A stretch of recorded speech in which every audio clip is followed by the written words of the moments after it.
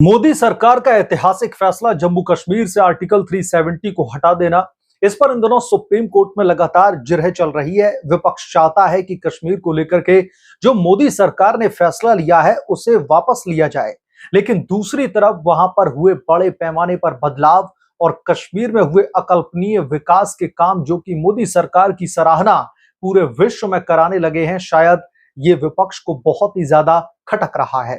मसलन इस प्रकरण को लेकर के सुप्रीम कोर्ट में क्या सुनवाई हुई और कोर्ट का फैसला किस ओर जाता हुआ दिखाई दे रहा है, इस रिपोर्ट में हम इसकी यथा स्थिति को समझने की कोशिश करेंगे। लेकिन उससे पहले आपसे आग्रह है कि चैनल को सब्सक्राइब कर लें और अगर आपको वीडियो पसंद आए तो लाइक जरूर करें।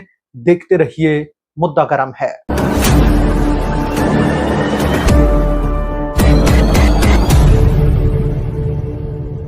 अनुच्छेद 370 पर सुनवाई के दौरान सुप्रीम कोर्ट ने यह भी सवाल किया कि क्या संसद जम्मू कश्मीर के पुनर्गठन एक्ट ला करके राज्य को दो भागों में विभाजित कर दो यूनियन टेरिटरी बना सकता है। जब राज्य में राष्ट्रपति शासन लगा हुआ हो, चीफ जस्टिस डीवाई चंद्रचूड़ की अगुवाई वाली बेंच ने सीनियर एडवोकेट राजीव धवन के सामने यह सवाल उठाया। धवन जम्मू कश्मीर पीपुल्स कॉन्फ्रेंस की ओर से पेश हो रहे हैं। इस दौरान राजीव धवन ने कहा कि संसद कानून बना सकता है, लेकिन अनुच्छेद 3 और 4 में जो लिमिटेशन है उसके दायरे में ही रह करके बनाया जा सकता है। राजीव धवन ने कहा कि इसके तहत अनिवार्य शर्त यह है कि नए राज्य या फिर इलाके में बदलाव करने के लिए प्रेसिडेंट मामले को राज्य विधानसभा में रेफर करेंगे। इसके साथ ही कहा कि राज्य का पुनर्गठन तब नहीं हो सकता जब राज्य में अनुच्छेद 356 के तहत राष्ट्रपति शासन लगा हुआ हो।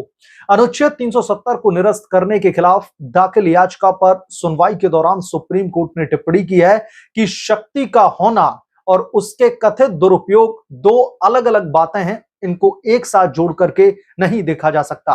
याचिकाकर्ता की ओर से राजीव धवन ने चीफ जस्टिस डीवाई चंद्रचूड़ की अगुवाई वाली बेंच के सामने दलील दी कि अनुच्छेद 370 राज्य को आंतरिक संप्रभुता देता है और अगर प्रेसिडेंट रूल से उसे खत्म किया जाता है तो इसका उद्देश्य खत्म हो जाएगा।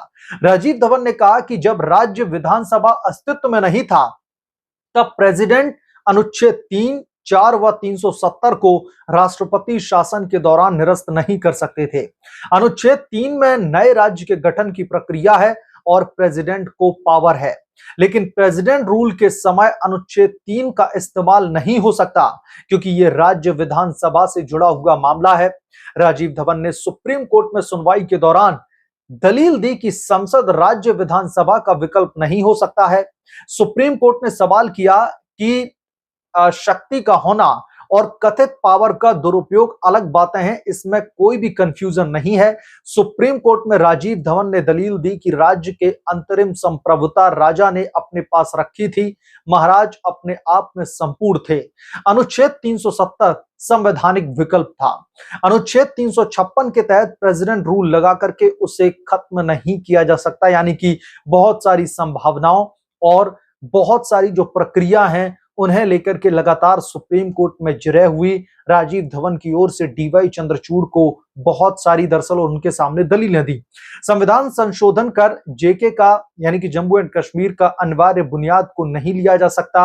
अनुच्छेद 356 कहता है कि वो अनिवार्य प्रावधान को खत्म नहीं कर सकता।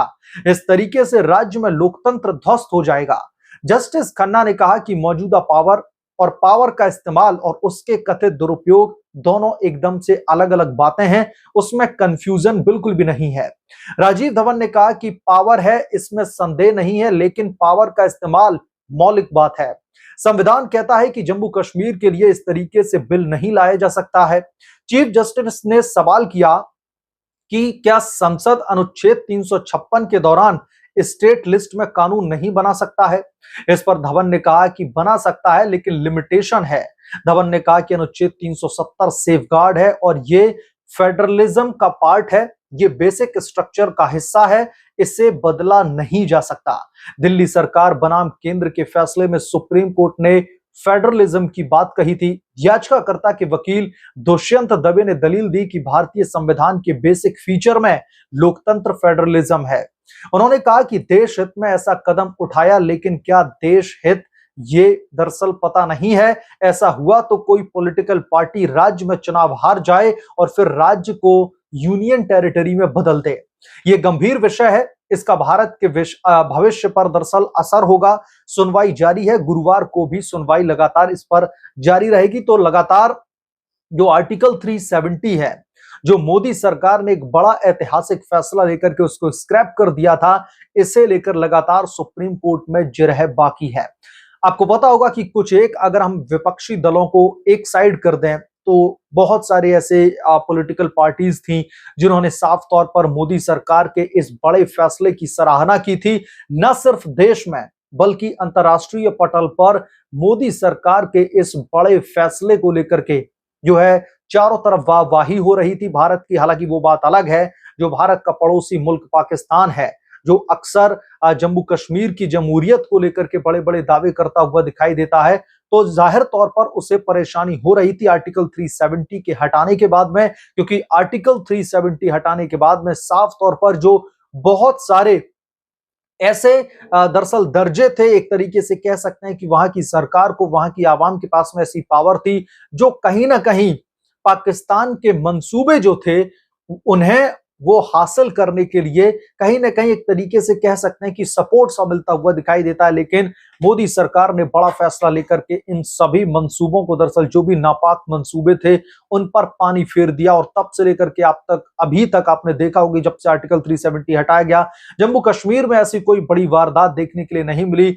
जो टूरिज्म वहां पर पूरी तरीके से चरमरा गया था, जो टेररिज्म का दरअसल जो दौर चल रहा था, अब वो बदल करके टूरिज्म में कन्वर्ट हो चुका है, जो कि मोदी सरकार के इस बड़े ऐतिहासिक फैसले की वजह से हुआ है। लेकिन इस देश में एक ऐसा तबका है, ऐसी वकीलों की फौज है जो चाहती है कि यथा स्थिति को बरकरार कर दिया जाए, यानी कि जैसा था जम्मू कश्मीर में उसी स्थिति को दरअसल बरकरार कर दिया जाए। यानी कि इन चंद वकीलों और चंद विपक्षी दलों के, उन्हें दरअसल ये रास नहीं आ रहा है कि जम्मू कश्मीर में अब अमन की बयार कैसे बह रही है। जो आतंकवादी हैं, जो टेररिज्म है, दरअसल उस पर जो कुठाराघात किया गया मोदी सरकार की तरफ से, वो आखिरकार कैसे हुआ है। वहां पर पत्थरबाजी ही चलती रहनी चाहिए थी, देश के जवानों पर अटैक होते रहने चाहिए थे, और आए दिन घुसपैठ की खबरें आती रहनी चाहिए थी।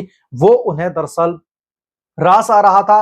लेकिन अब जब वहां पर ये सारी चीजें नहीं हो रही हैं, तो जाहिर तौर पर इसका क्रेडिट प्रधानमंत्री नरेंद्र मोदी को खास तौर पर जाता है, जो कि विपक्ष को बिल्कुल भी रास नहीं आ रहा है। बहरहाल जो आर्टिकल 370 को लेकर के लगातार सुप्रीम कोर्ट में जिरह चल रही है, लगातार बहस चल रही है, डीवाई चंद्रचूड़ की अध्यक्षता वाली पीठ के अंतर्गत, इस पर आपकी क्या राय है? जो भी आपकी राय है हमें कमेंट बॉक्स में जरूर लिख बताएं। जल्द मिलूंगा किसी दूसरे बड़े अपडेट के साथ में, किसी दूसरी बड़ी खबर के साथ में। तब तक के लिए धन्यवाद। अगर आप लोग चैनल पर नए हैं तो मैं आपसे गुजारिश करता हूं कि प्लीज चैनल को सब्सक्राइब कर लें और साइड में बेल आइकन को भी प्रेस कर लें, ताकि जैसे ही मैं कोई नई रिपोर्ट रिलीज करूं तो इसकी नोटिफिकेशन सबसे पहले आपको लगे।